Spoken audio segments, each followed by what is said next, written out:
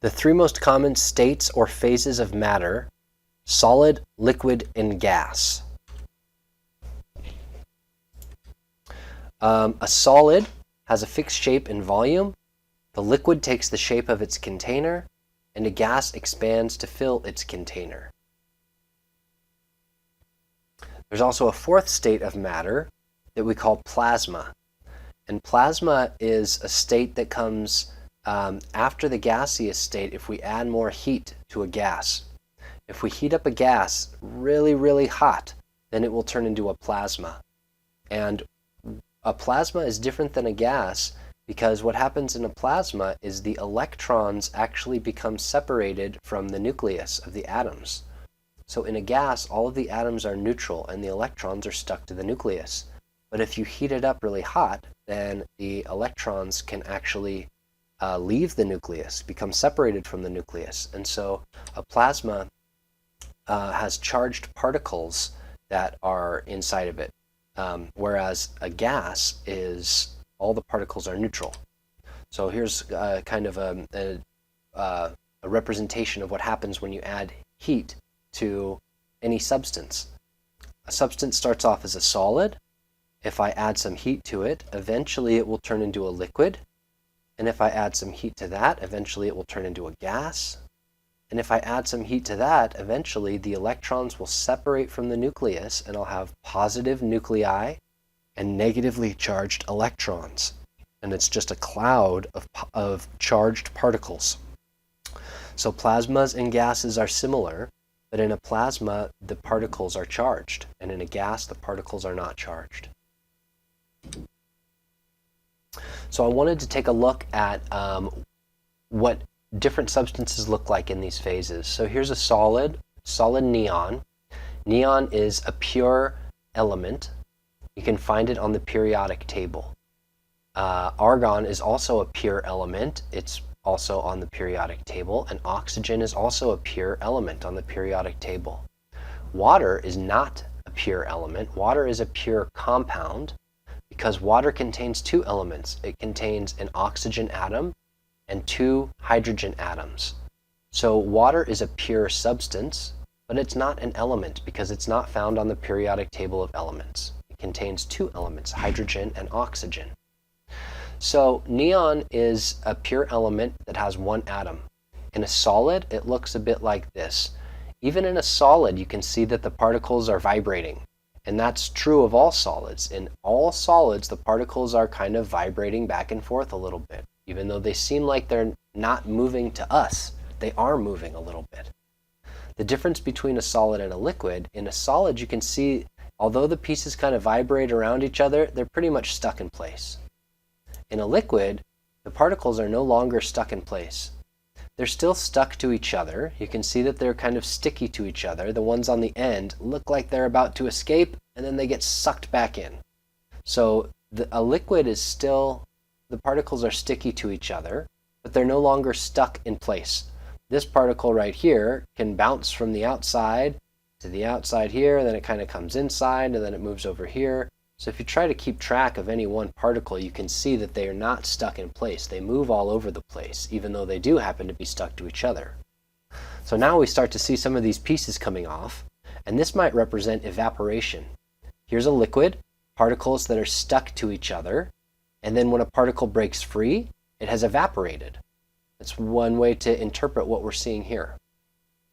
And finally, in a gas, the particles are no longer sticky to each other.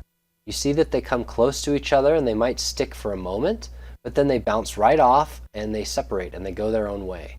So since they're not sticky to each other, they just kind of bounce all around the container, just like pool balls on a pool table, and they can fill the space of the container they're in. So a solid, all the particles are stuck. It doesn't even fill its container. It has its own unique shape based on the shape of the particles. A liquid doesn't have its own shape. In a liquid, the particles assume the bottom shape of the container. They kind of take the shape of the container on the bottom, but since they're sticky to each other, they can't fill the top of the container. And finally, in a gas, the particles are no longer sticky and they're free to fill the entire volume of the container. So they take the shape Whatever shape the container is also the shape of the gas. Okay, so when I see a molecule of oxygen, neon and argon come one atom at a time. One atom at a time.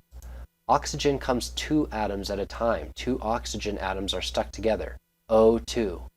So when O2 is solid, it looks like this. I can see the individual O2 molecules. It looks just like neon, except instead of each individual particle acting separately, the individual molecules act as a unit. So 2 atoms stuck together, and this is one unit, and those will not separate. So when the oxygen turns into a liquid, it has the same kind of behavior where the particles are no longer stuck in position. They can move around, but they're still sticky to each other. So they kind of move around and occupy the shape of their container here, on the bottom at least. And in a gas, the particles are no longer sticky to each other. They've broken free, and they kind of tumble about around the entire volume of the container. They take up the entire space of the container here. But you can see that even in a gas of oxygen, the 2 pieces don't separate. It's O2 when it's solid, it's O2 when it's liquid, and it's O2 when it's gas. The 2 oxygen atoms do not separate from each other as this gets hotter and hotter and hotter. We can even add more heat. Heat this up even further. And even if we heat it up really high, the oxygen particles, the oxygen molecules, O2, they won't break apart from each other. If they did start to break apart from each other, and maybe even some of the electrons started coming off as I added more and more heat, then I could turn this into a plasma. But there's no representation of a plasma here.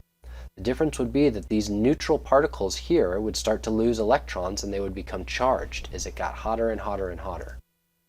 All right, and finally, the last thing I want to look at is water when it's solid. So when water is solid, this is not a pure element anymore, because water is a compound. And when it's solid, we can see it has kind of a funny shape. We can talk about that more later. But it still has the same kind of behavior that the other solids do. Solid, stuck in place. Solid, stuck in place. Solid, stuck in place. Solid, stuck in place, even though there's a bit more motion here. In a liquid water, you can see that now the particles aren't necessarily stuck in place, but they still are attracted to each other. They still seem to be sticky to each other. They all pool up on the bottom of the container. And in a gas, the H2O particles break apart from each other, but the hydrogen atoms do not break apart from the oxygen atom. Each one of these H2O molecules is still H2O when it's gas, H2O when it's solid, H2O when it's liquid, H2O when it's gas. Okay, mass is a measure of the amount of matter in an object, whereas weight refers to the force that gravity exerts on a certain amount of mass. So mass is the amount of stuff inside of an object, and when you're on Earth and when you're in space, the amount of stuff inside you does not change. So your mass is constant, but your weight is not constant. Your weight refers to the force of gravity. So on Earth, gravity exerts a certain force on our mass, and it holds us to the surface of the Earth. When we're not close to a large body, then there is no force of gravity exerting on our mass, and we don't feel any weight. We're weightless. We can float. The amount of stuff inside us doesn't change. So the mass is constant on Earth and on the Moon and in space, but the weight is not. That's why we refer to mass when we're talking about chemistry and we're talking about objects, because weight is relative to your position, but mass isn't. Mass is absolute. Excuse me. So the law of conservation of matter says that the we can't create or destroy matter. Matter can only change forms. So we can turn oxygen gas into water gas, into steam by adding hydrogen, for example. But if I change the matter, the oxygen matter, into H2O particles, I didn't actually change the amount of stuff there was. I didn't create new matter. I just took the old particles and switched them around and turned them into new particles. But I didn't create any new particles, and I can't destroy any particles. They're constant.